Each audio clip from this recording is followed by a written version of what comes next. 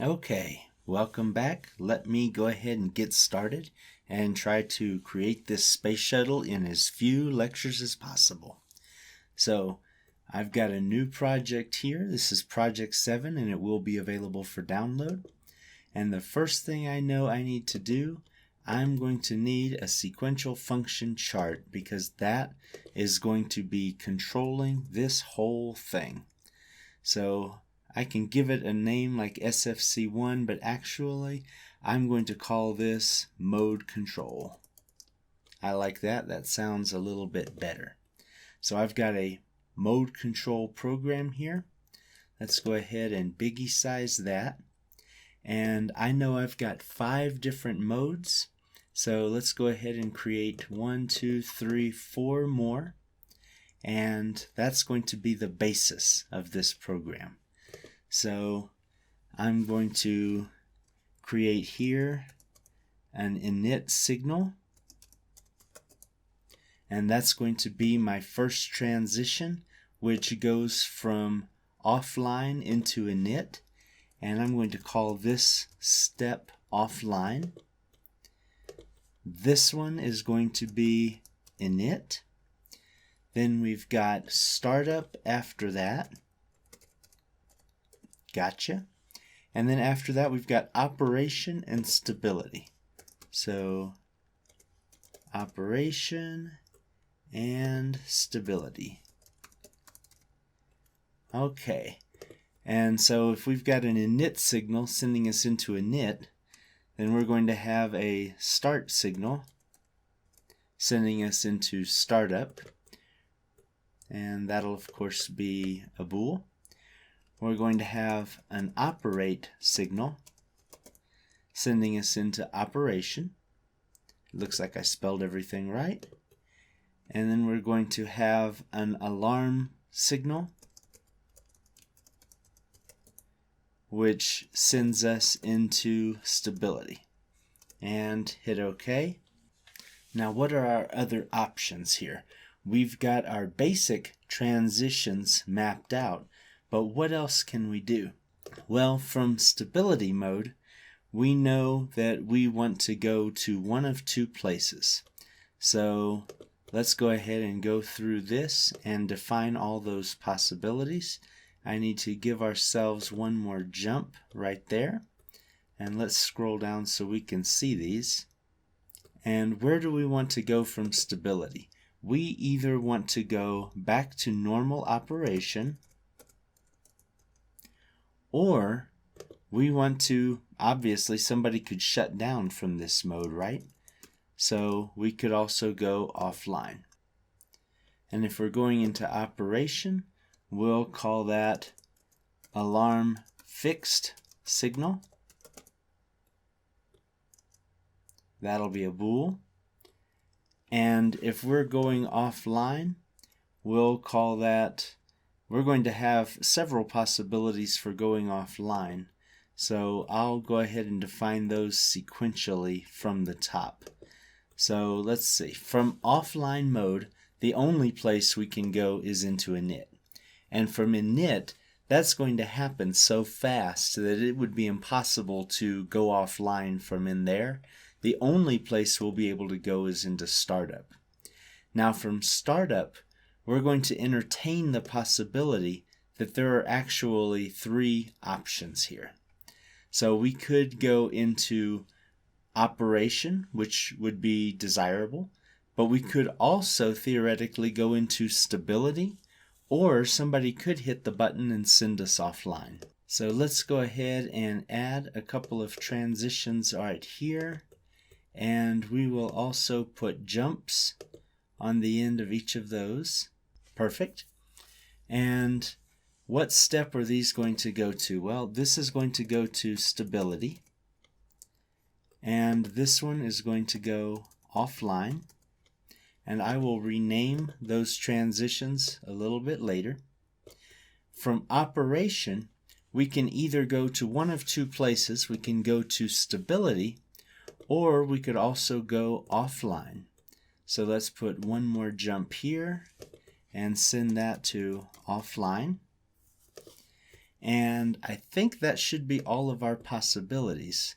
So now let's scroll back up here and define the rest of these signals. We've got an init signal, start signal, we've got an operate signal. Here we'll have a alarm signal 1. Right here we'll have an offline signal 1. And let's come down here. And we've got this just called alarm signal. So since there are multiple, I'm going to change that and make it alarm signal 2. This is going to be offline signal 2. Got it.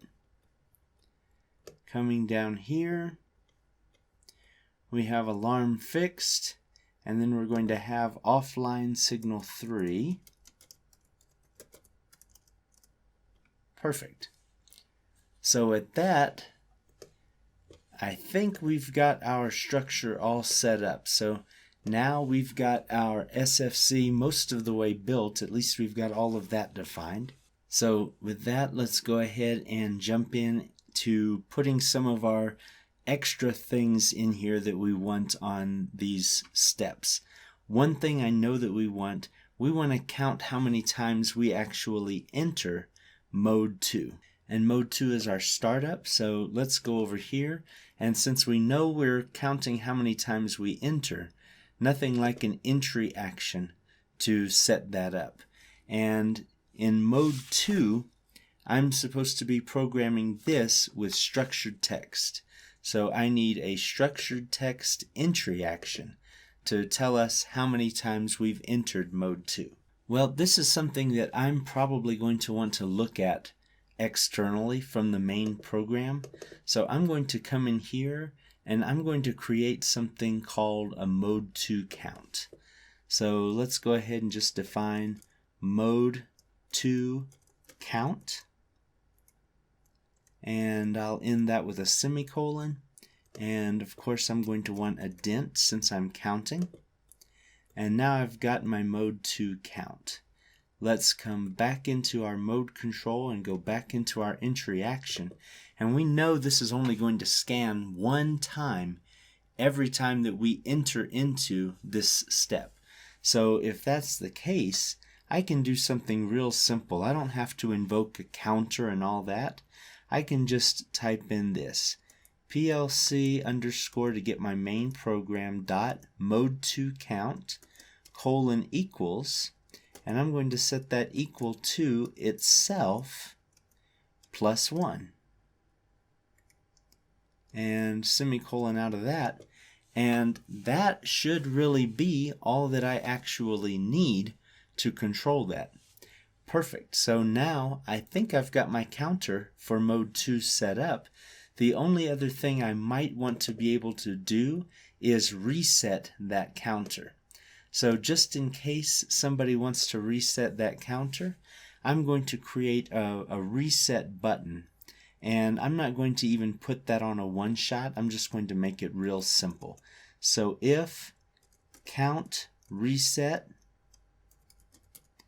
underscore PB for push button, then, and that will be a bool, mode 2 count colon equals 0 semicolon, and we can end that if. Alright, so now I've not only got my count, but I've also got the most basic way to reset it, and I'm plenty satisfied with that. The next thing I want is I need to have an hour meter set up for my mode 4. So that's going to count all the time that I'm actually in mode 4, but I'm not going to actually update my static hours, minutes, and seconds until I transition out of there. So I need to have hours, minutes, and seconds defined in here, and I'll go ahead and set that up now. So I'm going to have SECS. I wish I was going to have SECX, but that's another story. Let's go ahead and make that a DINT. Then we're going to have MINS.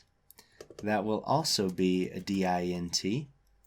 and then we're going to have HRS, once again, a DINT. So now we've got those defined, and we're going to know that we're only using those for the time that we're actually in an alarm condition.